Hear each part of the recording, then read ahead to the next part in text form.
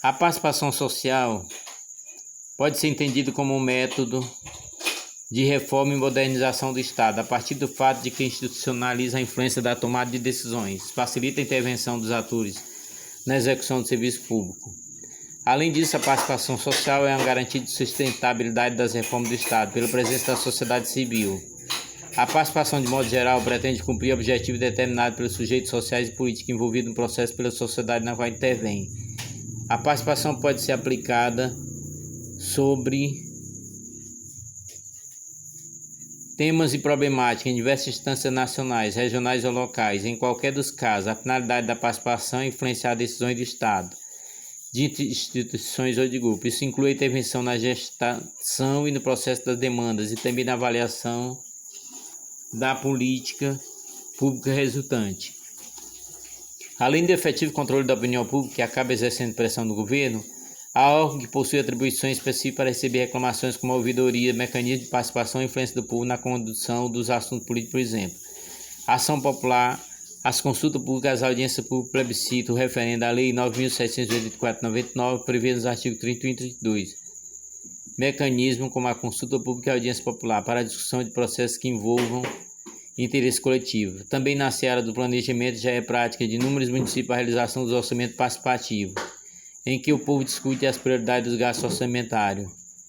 Pode ser mencionado o seguinte mecanismo de controle social, artigo 2, segundo o Estatuto da Cidade, Lei 10.257/2001, que prevê a obrigatoriedade da gestão democrática nos planos de desenvolvimento urbano.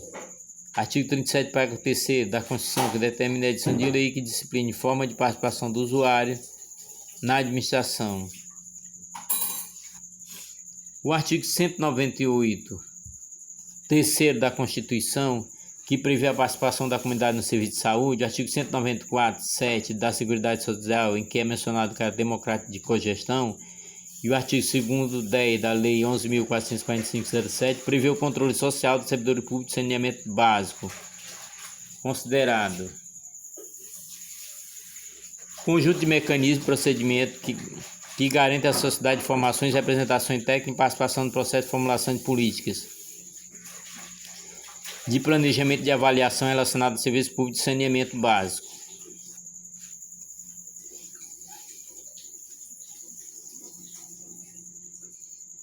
A palavra cidadania vem de civitas, história da cidadania, que do latim refere-se ao indivíduo que habita a cidade.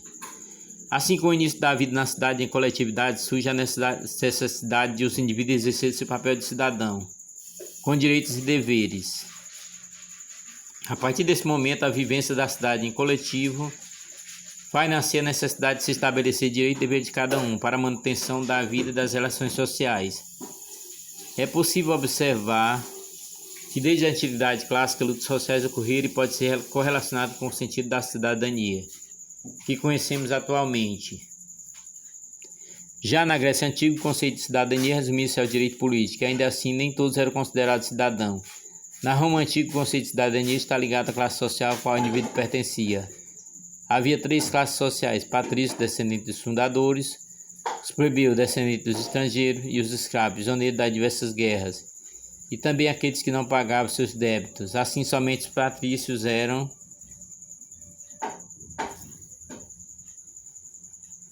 considerados cidadãos e possuíam direitos políticos, civis e religiosos. Já como no polo da Igreja Cristã na Idade Média, a ampliação do conceito de cidadania foi esquecida. Destruída quando a Igreja alega ter sido Deus que designou essas hierarquizações e sucessões hereditárias de reis e rainhas. Assim, exercer a cidadania significa viver em constante luta por melhorias na qualidade de vida, individual ou coletiva, em busca de liberdade, dignidade e igualdade. Autores como Rousseau, Montesquieu, Diderot e Voltaire já defendiam essa ideia de cidadania, onde existia um governo democrático e ampla participação popular, findando os privilégios de classe, inaugurando os ideais de liberdade e igualdade como direitos fundamentais dos homens. Cidadania é a prática do indivíduo em exercer seu direito e dever no âmbito de uma sociedade do Estado. Não se restringe somente ao ato de votar e ser votado, como pensado por muitos, mas envolve viver em sociedade, cumprir seus deveres e seus direitos garantidos por meio da justiça social.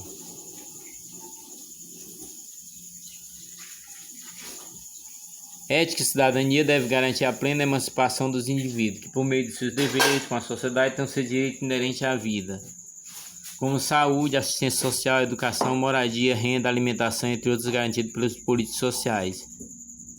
Ao contrário dos direitos humanos, que tendem à universalidade dos direitos de ser humano em sua dignidade, a cidadania moderna, embora influenciada por aquelas concepções mais antigas, possui um caráter próprio, possui duas categorias: formal e substantiva. A cidadania formal é conforme o direito internacional, indicativo de nacionalidade, de pertencimento a um Estado-nação, por exemplo. Uma pessoa portadora de cidadania brasileira, em segundo lugar na ciência política e sociologia, termo adquirido sentido mais amplo. A cidadania substantiva é definida como posse de direitos civis, políticos e sociais. Nos países ocidentais, a cidadania moderna se constitui por etapas. Marshall afirma que a cidadania só é plena se dotar de todos os três tipos de direitos: civil, direitos inerentes à liberdade individual, liberdade de expressão de pensamento, direito de propriedade e conclusão de contratos, direito à justiça, que foi instituído no século XVIII, política, direito de participação no exercício do poder político como eleito ou eleitor, no conjunto das instituições de autoridade pública constituído no século XIX. Social, conjunto de direitos relativos ao bem-estar econômico e social, desde a segurança até o direito de partilhar no nível de vida, segundo os padrões prevalecentes na sociedade, que são conquista do século XX. Ainda com base no que dispõe a doutrina, o conceito de cidadania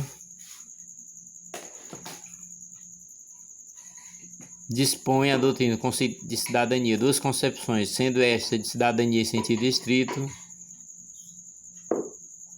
e em sentido amplo. A cidadania em sentido estrito, de acordo com a terminologia tradicional adotada pela legislação infraconstitucional, é pela quase unanimidade dos autores de direito constitucional, é o direito de participar da vida política do país, de formação da vontade nacional, abrangendo o direito de votar e ser votado. É uma qualidade própria do cidadão.